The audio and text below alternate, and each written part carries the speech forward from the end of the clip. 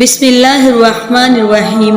حضرت فاطمہ بنت اسد رضی اللہ تعالی عنہ حضرت علی رضی اللہ تعالی عنہ کی والدہ ماجدہ اور خاتون جنت فاطمہ الزہرا رضی اللہ تعالی عنہ کی ساس تھی۔ سیدہ فاطمہ رضی اللہ تعالی عنہ نے اپنی ساس فاطمہ بنت اسد رضی اللہ تعالی عنہ کی خدمت کر کے دنیا میں ایک مثال قائم کی اور ثابت کیا کہ بہو ساس کے تعلقات اس طرح کے ہوتے ہیں۔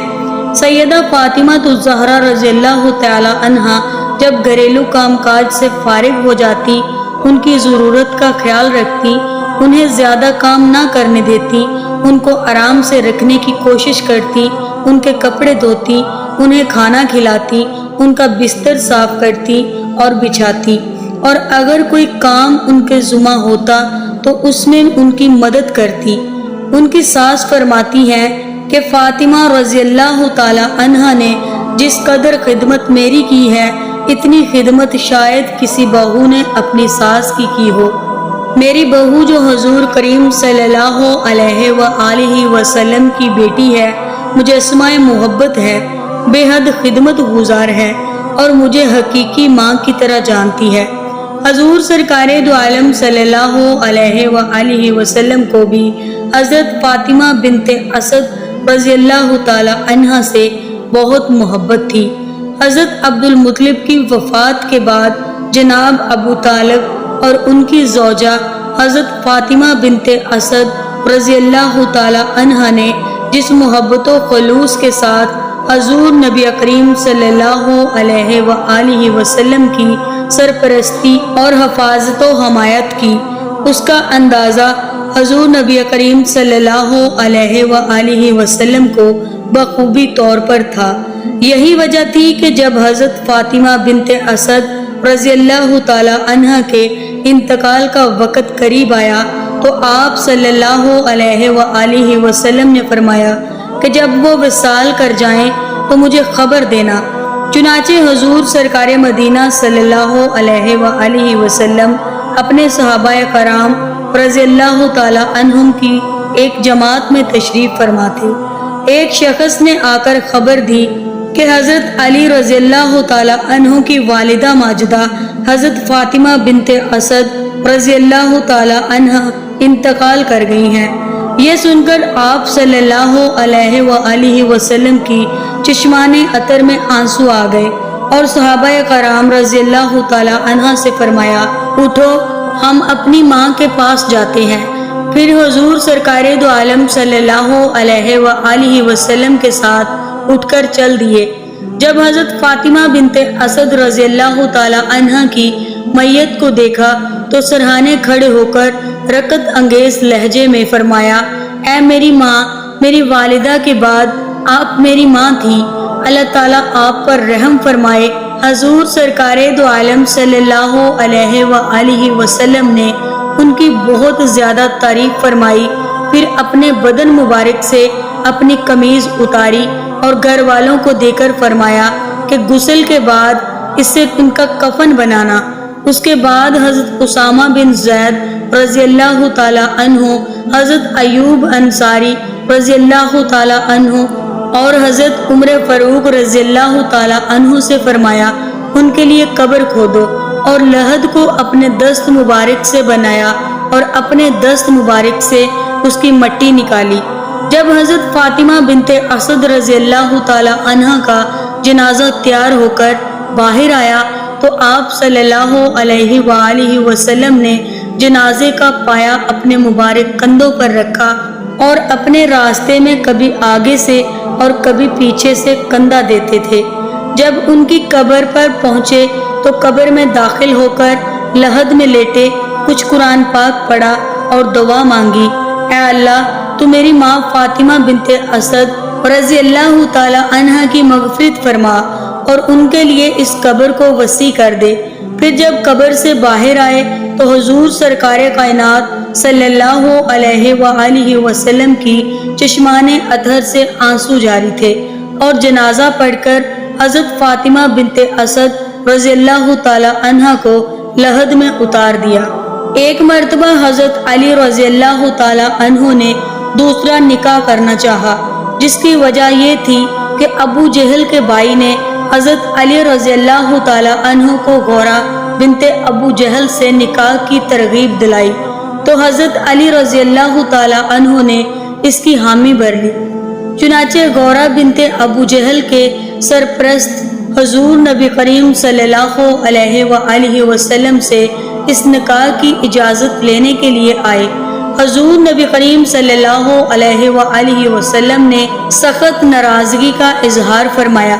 آپ صلی اللہ علیہ وآلہ وسلم مسجد میں تشریف لائے اور منبر پر چڑھے اور اس طرح خطاب فرمایا: بنی ہشام بن مغیرہ علی بن ابی طالب سے اپنی بیٹی کا نکاح کرنا چاہتے ہیں اور مجھ سے اجازت مانگتے ہیں، لیکن میں اجازت نہ دوں گا اور کبھی نہ دوں گا۔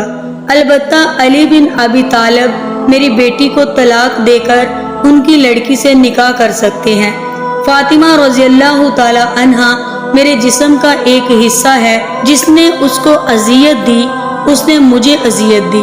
بلا شبہ فاطمہ رضی اللہ تعالی عنہا مجھ سے ہے اور مجھے خوف ہے کہ وہ اپنے دین میں آزمائی جائے گی۔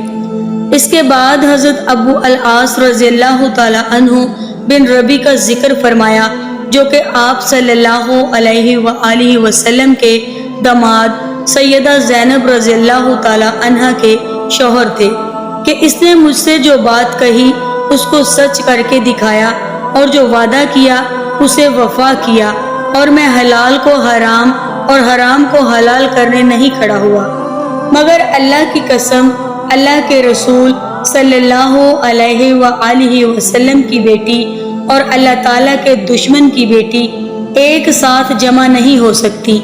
اس معاملے میں حضور سرکار کائنات صلی اللہ علیہ وآلہ وسلم کے خفا ہونے کا سن کر حضرت علی رضی اللہ تعالی عنہ اپنے ارادے سے باز آ گئے، اور جب تک سیدہ فاطمہ رضی اللہ تعالی عنہ حیات رہی حضرت علی رضی اللہ تعالی عنہ نے دوسری شادی نہیں کی۔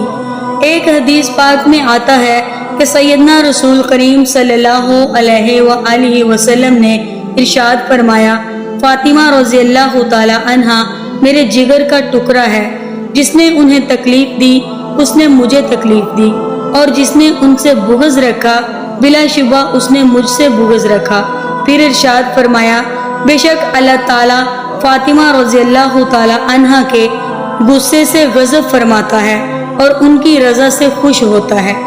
سیدہ فاطمہ الزہرا رضی اللہ تعالی عنہ جب تشریف لاتی تو حضور نبی کریم صلی اللہ علیہ وآلہ وسلم ان کے لیے کھڑے ہو جاتے اور ان کا ہاتھ مبارک تھام لیتے اور ان کی پیشانی کو بوسہ دیتے اور ان کو اپنی جگہ پر بٹھاتے تھے۔ اسی طرح جب حضور کریم صلی اللہ علیہ وآلہ وسلم سیدہ فاطمہ رضی اللہ تعالی عنہ کے پاس تشریف لے جاتے تو سیدہ فاطمہ رضی اللہ تعالی عنہ حضور صلی اللہ علیہ وآلہ وسلم کے لیے کھڑی ہو جاتی اور آگے بڑھ کر آپ صلی اللہ علیہ وآلہ وسلم کا دست اقدس تھام کر اپنی جگہ پر بٹھاتی۔ حضرت عائشہ رضی اللہ تعالی عنہ فرماتی ہیں کہ حضور نبی کریم صلی اللہ علیہ وآلہ وسلم تشریف فرماتے اور آپ صلی اللہ علیہ وآلہ وسلم کے جسم عطر پر اونی چادر مبارک تھی۔ اتنے میں حضرت حسن رضی اللہ تعالی عنہ تشریف لائے۔ حضور نبی کریم صلی اللہ علیہ وآلہ وسلم نے ان کو اپنی چادر مبارک میں لے لیا۔ ان کے بعد حضرت حسین رضی اللہ تعالی عنہ تشریف لائے۔ حضور نبی کریم صلی اللہ علیہ وآلہ وسلم نے ان کو بھی اپنی چادر مبارک میں لے لیا۔ ان کے بعد سیدہ فاطمہ الزہرا رضی اللہ تعالی عنہ اور حضرت علی رضی اللہ تعالی عنہ تشریف لائے۔ حضور نبی کریم صلی اللہ علیہ وآلہ وسلم نے ان کو بھی اپنی چادر مبارک میں لے لیا۔